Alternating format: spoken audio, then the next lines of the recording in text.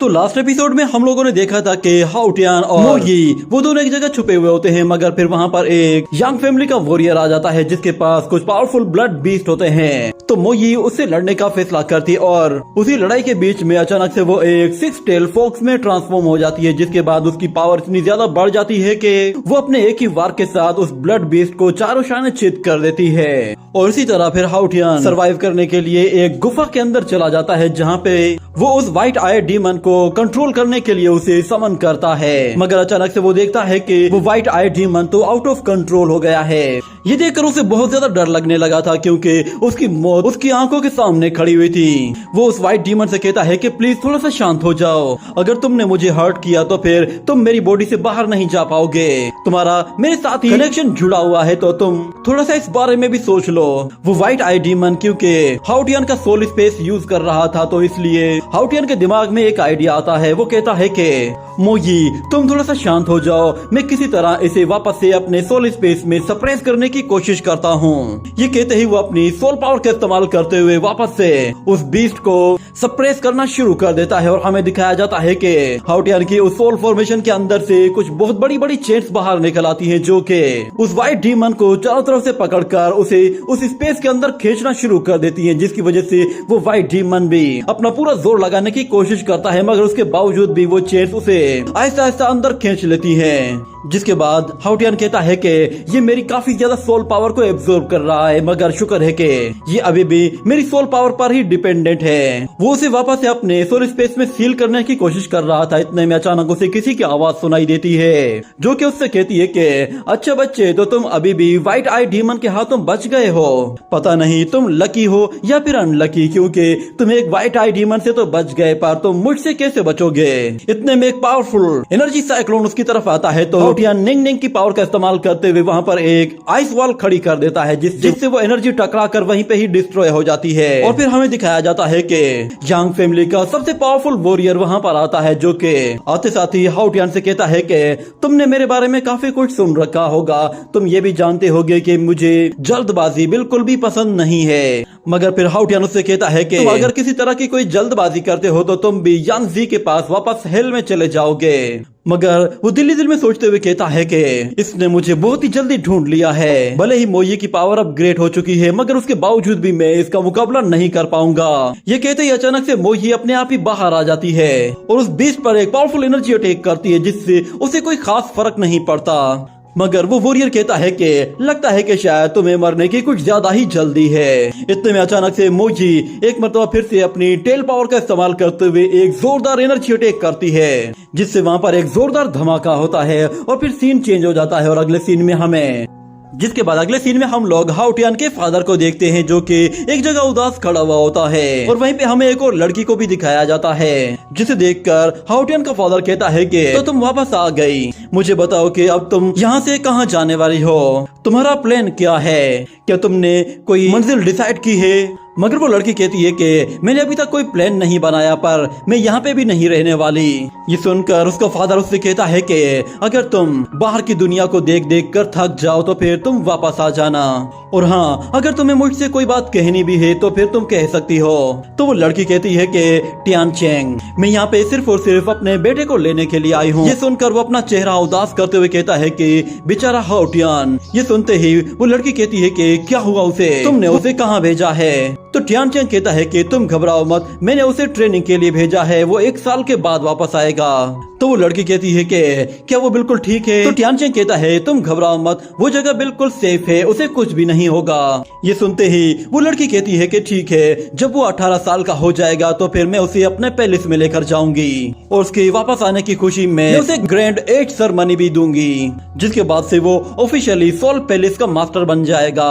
तुम देख लेना, मैं उसे एक बहुत ही अच्छा सोल मास्टर बनाऊंगी। ये सुनकर टियान चेंग ऊपर की तरफ देखने लगता है, क्योंकि उसे पता था कि टियान चेंग अब काफी बेहतर हो चुका होगा। मगर दूसरी तरफ वो लड़की कहती है मैं अपने सोल पैलेस से कहकर तुम्हारे ऊपर से बैन हटवा दूंगी। उसके बाद से फिर तुम भी जब चाहे सोल पैलेस में आ सकते हो। मगर ट्यांग चेंग कहता है कि जब सारी प्रॉब्लम सॉल्व हो जाएंगी तो फिर मैं खुद ही आ जाऊंगा, फिलहाल तुम यहाँ से चली जाओ। मगर फिलहाल हाउ टियान मेरे पास ही रहेगा। ये सुनकर वो लड़की वहाँ से चली जाती है और फिर हम लोग दोबारा से उसी फाइट को देखते हैं जिसमें मोई के धमाके से सब पीछे हट जाता है। उस धमाके की एनर्जी की वजह से उस पेट को भी बहुत ज्यादा गुस्सा आता है और वो मोई को मारने के लिए जोर से धाड़ना शुरू कर देता है। मगर उसका मास्टर कहता है कि तुम बिला वजह में अपनी एनर्जी को वेस्ट मत करो, क्योंकि वो लोग अब यहाँ पे नहीं है। मुझे लगता है वो लोग काफी दूर निकल गए होंगे। जिसके बाद हम लोग हाउ टियान को देखते हैं जो कि एक जगह छुपा हुआ होता है। वो जैसे ही वहाँ से भागने की कोशिश करता है तो वो सोल पेट उसे देख लेता है और उस पर पावरफुल एनर्जी अटैक्स करना शुरू कर देता है।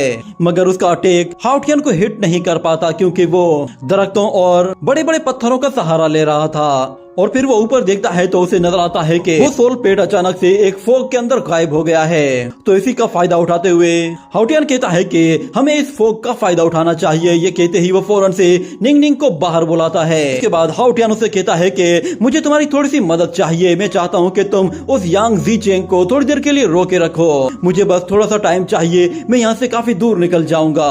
और हाँ, अगर तुम्हें लगे कि यांग जी चेंग से फाइट करते हुए तुम्हें अपनी जान का खतरा महसूस हो रहा है तो फिर तुम फौरन से अपने सोल स्पेस में वापस चली आना। उससे ज्यादा देर तक लड़ने की कोई जरूरत नहीं। ये कहकर वो वहाँ से चला जाता है और दूसरी तरफ निंग निंग उसकी एक डमी बनाने के लिए अपनी आइस पावर का इस्तेमाल करती है और फिर खुद भी उसी डमी के पास बैठ जाती है। और दूसरी तरफ हमें दिखाया जाता है कि यांग जी चेंग वो जैसे ही नीचे की तरफ आ रहा होता है तो उसे वो निंग निंग और आइस स्टेचू दिखाई देता है, जिस पर वो कहता है कि लगता है कि शायद हमें कुछ देर यहाँ पे रुकना पड़ेगा। वो बीस्ट जैसे ही नीचे की तरफ आ रहा होता है तो निंग निंग उसे देख लेती है और उस पर आइस स्टोन्स के जरिए हमला करना शुरू कर देती है, जिससे वो बीस्ट बचते हुए फौरन से हवा में ऊपर जाने की कोशिश करता है। तो निंग निंग वो भी अपनी आइस एनर्जी से उसका पीछा करती है और हमें दिखाया जाता है कि वो बीस्ट जितना भी ऊपर जाता है वो आइस एनर्जी उसके पीछे पीछे आती है और उसे आकर हिट करती है, जिसकी वजह से उसके पंख फ्रीज होने लगते हैं। मगर वो बीस्ट बहुत ज्यादा ताकतवर होता है और अपनी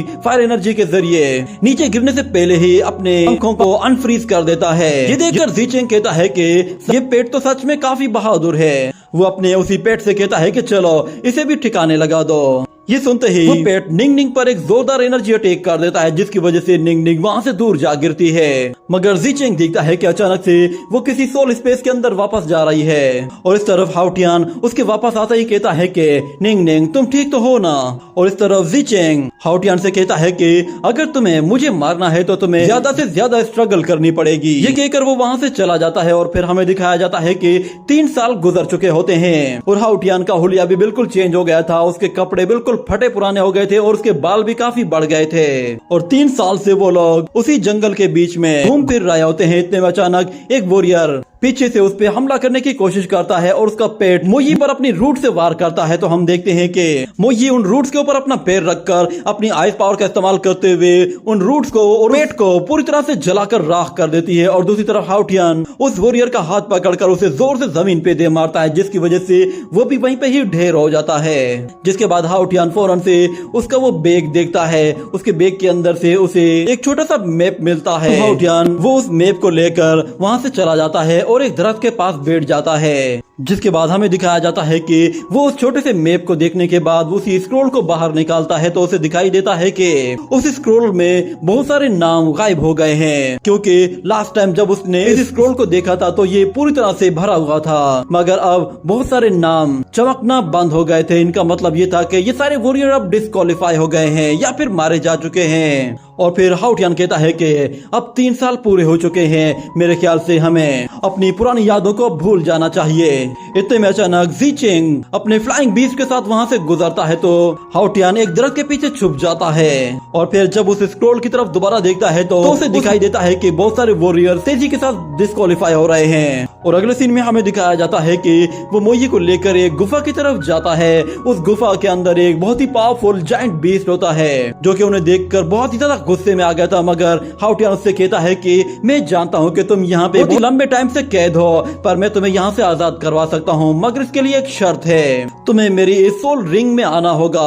अगर तुम मेरा साथ दोगे तो मैं भी तुम्हारा साथ दूंगा। ये सुनकर वो बीस्ट भी मान जाता है और फिर हमें दो और वॉरियर्स को दिखाया जाता है जो कि ब्लड सोल बीस्ट के साथ वहीं पे ही आ रहे होते हैं। जैसे ही वो हाउटियन को देखते हैं तो वो लोग फौरन से उसके सामने आ जाते हैं। तो हाउटियन निंग निंग से कहता है कि जरा इन्हें ठंडी हवा खिलाओ। तो निंग निंग फौरन से वहाँ पर एनर्जी का इस्तेमाल करके एक आइस वॉल क्रिएट कर देती है और फिर वो दोनों ब्लड बीस्ट जैसे उनकी तरफ आ रहे होते हैं, हाउटियन निंग निंग को वापस बुला लेता है और अपनी सोल रिंग का इस्तेमाल करके उस बड़े जायंट बीस्ट को बाहर बुलाता है, जो कि आते साथ ही उन दोनों ही बीस्ट पर एक पावरफुल क्लॉ अटैक करते ही उन्हें उठाकर दूर फेंक देता है। और फिर उनके सोल मास्टर्स पर भी सेम वैसा ही एक अटैक करता है, जिससे वो उनकी भी खटिया खड़ी कर देता है। उस सोल बीस्ट की पावर के आगे वो लोग बिल्कुल भी नहीं ठहर पाते। ये देखकर हाउटियन भी बहुत खुश होता है और वो अपने सोल बीस्ट से कहता है कि अगर तुम इन वॉरियर्स को मारना चाहते हो तो फिर मैं तुम्हें बिल्कुल भी नहीं रोकूंगा, तुम चाहे तो इन्हें जाकर मार सकते हो।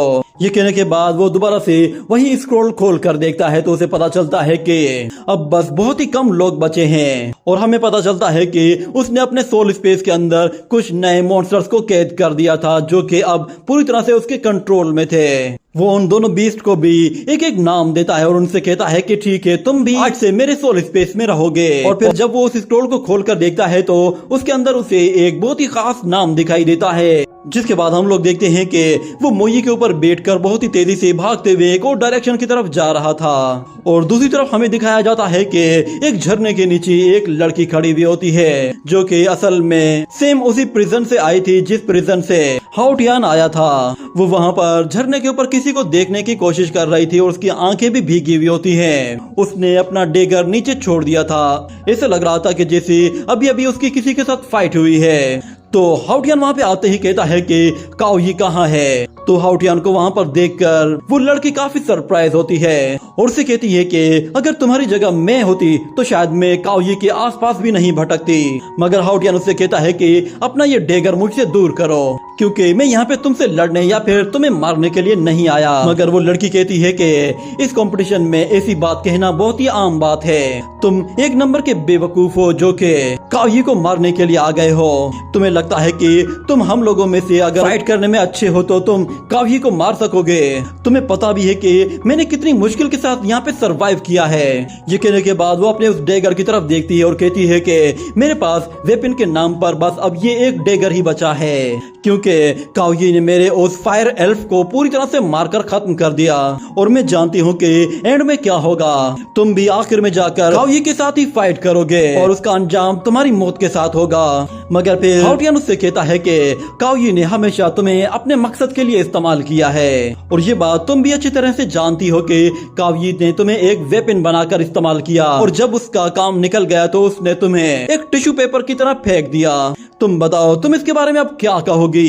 ये सुनते ही उस लड़की के हाथ से वो डेगर गिर जाता है और वो कहती है कि जब वो रात के टाइम पे मेरे पास आया था तो मेरे पास एक बहुत ही अच्छा मौका था, मैं उसे जान से मार देती, मगर मैं ये सोचकर परेशान हो गई कि अगर मैं उसे मार दूंगी तो फिर मैं कैसे सरवाइव करूंगी। मगर फिर हाउटियन उससे कहता है कि तुम घबराओ मत, क्योंकि इस आइसलैंड में अब कोई भी बड़ा खतरा नहीं है। अगर तुम उसे नहीं मार सकती तो तुम्हारी जगह मैं उसे जाकर मार देता हूँ। ये कहते ही वो उसका डेगर उठाकर उसे वापस कर देता है। मगर वो लड़की कहती है कि तुम ये मत भूलना कि हम सब एक प्रिजनर हैं और आखिर में हमें एक दूसरे को मारना ही है, पर मैं चाहती हूँ कि हम में से अगर कोई भी जीत जाए तो क्या हम लोग। ये कहकर वो थोड़ा सा खामोश हो जाती है और कहती है कि चलो कुछ नहीं, बस तुम जाओ। तो हाउटियन कहता है कि ठीक है, फिर मैं यहाँ से जा रहा हूँ। ये कहते ही वो जैसे ही वहाँ से जाने लगता है तो वो लड़की उससे पीछे से कहती है कि अगर ये खेल खत्म हो जाए तो फिर क्या हमारे रिलेशनशिप में कोई चेंजेस आ सकती हैं? क्या हम लोग एक नया रिलेशन बना सकते हैं? ये सुनकर हाउटियन को एक झटका लगता है, मगर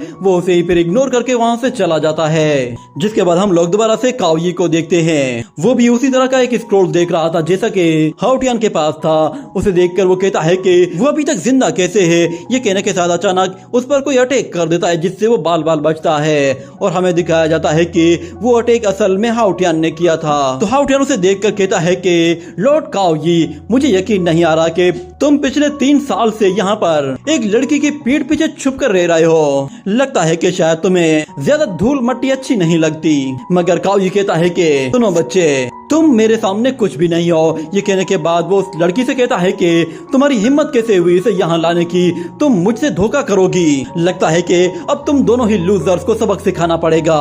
ये कहने के बाद वो गुस्से में आकर अपने एक साथ दो बीस्ट को बाहर बुला लेता है। तो एक बीस्ट आते साथ ही एक पावरफुल विंड एनर्जी अटैक करता है। ये देखकर हाउटियान फौरन से निंगनिंग को बाहर बुलाता है, जो कि उस अटैक को रोक लेती है। और दूसरी तरफ वो लड़की हाउटियान से कहती है कि मैं जानती हूँ तुमने खुद को काफी अपग्रेड कर लिया है, मगर काओयी का वो स्ट्रॉन्ग स्पिरिट बीस्ट जिसे काओयी ने इसी आइसलैंड में पकड़ा है वो तुम्हारे सोल पेट से बहुत ही ज्यादा ताकतवर है, इसलिए तुम्हें भी एक मर्तबा अपने पेट की स्ट्रेंथ देख लेनी चाहिए। हाउटियान उससे कहता है कि स्ट्रेंथ के मामले में तुम बेफिक्र हो जाओ। और इस तरफ काओयी कहता है कि अगर मैं कब का मारा गया होता तो मेरी जगह ये लड़की भी मर चुकी होती। तुम दोनों लूजर्स मेरी वजह से अभी तक जिंदा हो, मगर अब वक्त आ गया है कि तुम दोनों को डायरेक्टली हेल में चले जाना चाहिए। ये कहने के बाद हम देखते हैं कि उसके वो दोनों ही बीस्ट हमला करने के लिए आते हैं। तो निंगनिंग अपनी आइस एनर्जी का इस्तेमाल करते हुए पूरे ग्राउंड को फ्रीज कर देती है, जिसकी वजह से काओयी का वो बीस्ट फिसलते हुए हाउटियान से आगे निकल जाता है और निंगनिंग उस विंड स्टॉर्म को भी रोक देती है। जिसके बाद हाउटियान कहता है कि तुम जैसा चाहे अटैक कर सकते हो, मैं तुम्हें अच्छा खासा मौका दे रहा हूँ।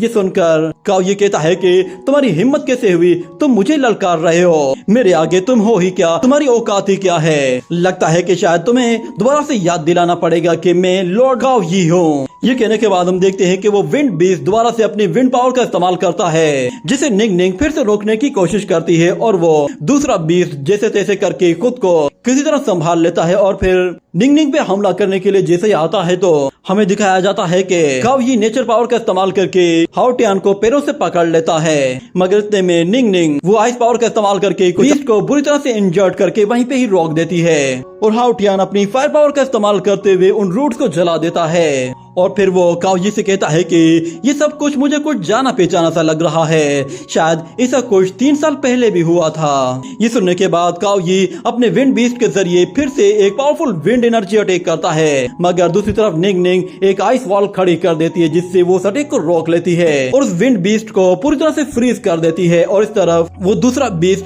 आइस स्टोन्स के बीच में जकड़ा हुआ होता है। ये देखकर काओयी के पास बस एक ही ऑप्शन बचता है, वो अपना डेगर थ्रो कर देता है, मगर हाउटियान उस डेगर को फ्रीज करके उसके छोटे छोटे टुकड़े कर देता है और निंगनिंग की पावर की मदद से उसकी बॉडी को बहुत ही तेजी के साथ फ्रीज करना शुरू कर देता है। जिस पर काओयी कहता है कि मैं तुम्हें लास्ट टाइम वार्निंग दे रहा हूँ। अगर हाउटियान कहता है कि अच्छा क्या कर लोगे तुम इस वक्त इस कंडीशन में हो ही नहीं कि तुम इस तरह की कोई बात कर सको, मेरी मानो तो तुम थोड़ा सा शांत हो जाओ और ऐसी वैसी कोई हरकत मत करो, कहीं ऐसा ना हो कि मुझे गुस्सा आ जाए और मैं तुम्हारी गर्दन तोड़ दूं, क्योंकि मैंने तुमसे अभी भी अपना बदला नहीं लिया है। और फिर वो लड़की हाउटियान से कहती है कि इन बीस्ट में अब बिल्कुल भी जान नहीं रही। ये कहने के बाद हाउटियान निंगनिंग से कहता है कि चलो इनका काम तमाम करो। ये कहते ही निंगनिंग फौरन से अपनी आइस पावर के जरिए एक बहुत बड़ी फॉर्मेशन एक्टिवेट करती है और उस जगह को पूरी तरह से फ्रीज करते हुए अपनी आइस एनर्जी का इस्तेमाल करके उन दोनों ही बीस्ट पर एक पावरफुल एनर्जी अटैक करती है, जिससे वो उन्हें पूरी तरह से इरेज कर देती है। उन सोल पेट्स के मरते ही काओयी को भी बहुत ज्यादा तकलीफ होती है और फिर हाउटियान उससे कहता है कि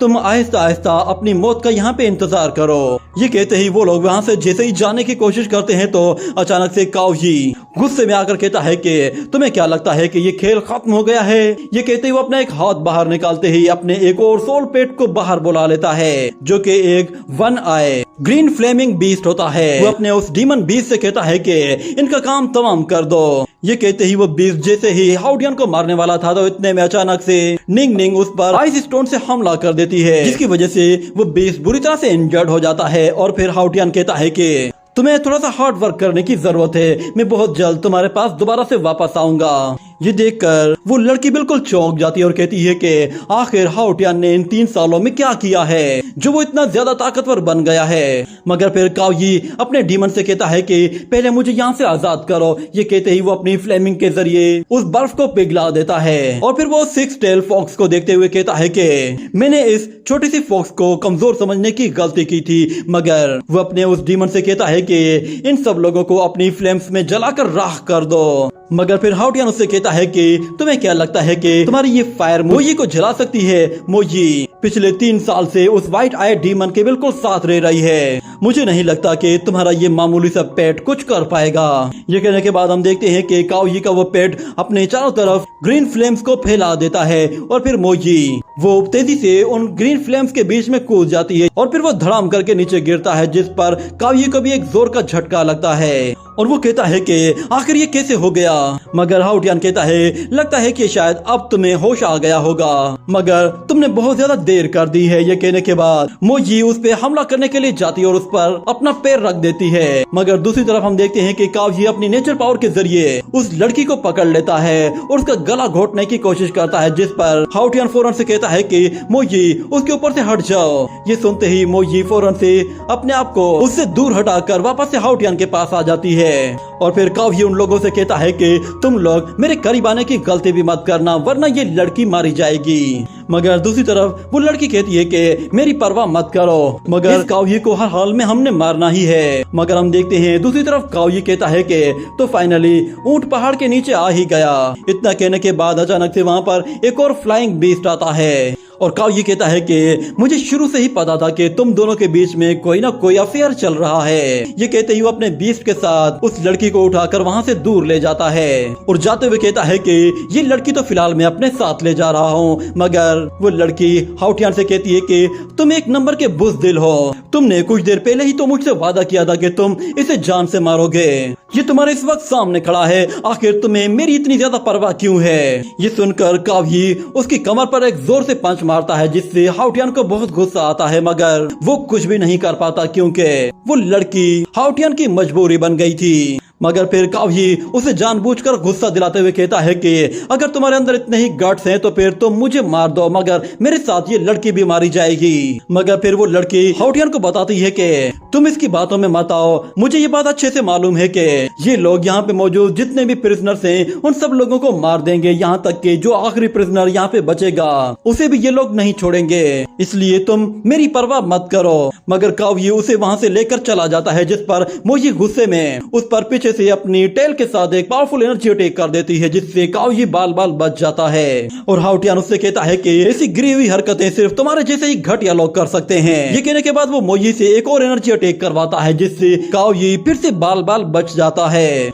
मगर फिर काओयी उससे कहता है कि तुम बस एक मामूली से बच्चे हो जिसके अंदर सिर्फ हवा भरी हुई है, इसीलिए तुम बिना वजह में ही इतना ज्यादा अकड़ते हो। मगर भूलो मत, ये लड़की अभी भी जिंदा है, मैं इसे अपने साथ ले जाकर इतना टॉर्चर करूंगा कि ये खुद मुझसे रहम की भीख मांगेगी। मगर वो लड़की कहती है कि तुम इसकी बात पे यकीन मत करो, ये सिर्फ और सिर्फ तुम्हारा टाइम बर्बाद कर रहा है, क्योंकि ये भी जानता है कि यांग फैमिली का मास्टर वो बहुत जल्द यहाँ पे पहुँच जाएगा। मैं चाहती हूँ कि तुम अपनी जिंदगी प्राउड के साथ गुजारो, ना कि तुम्हें मेरी तरह हमेशा शर्मिंदगी हो। ये कहने के बाद वो अपना डेगर निकालकर काओयी के पेट में घुसा देती है, जिससे उसे बहुत ज्यादा तकलीफ होती है। मगर काओयी उसी डेगर को निकालकर उस लड़की की पीठ पे दे मारता है और उसे नीचे थ्रो कर देता है। ये देखकर हाउटियान के भी होश उड़ जाते हैं। मगर दूसरी तरफ काओयी उस लड़की को धक्का देता है तो वो सीधा नीचे की तरफ जाती है और सीधा पानी में जा गिरती है, जिसके बाद हाउटियान गुस्से में एकदम से पागल हो जाता है और कहता है कि मैंने तुम्हें जाने का एक मौका दिया था।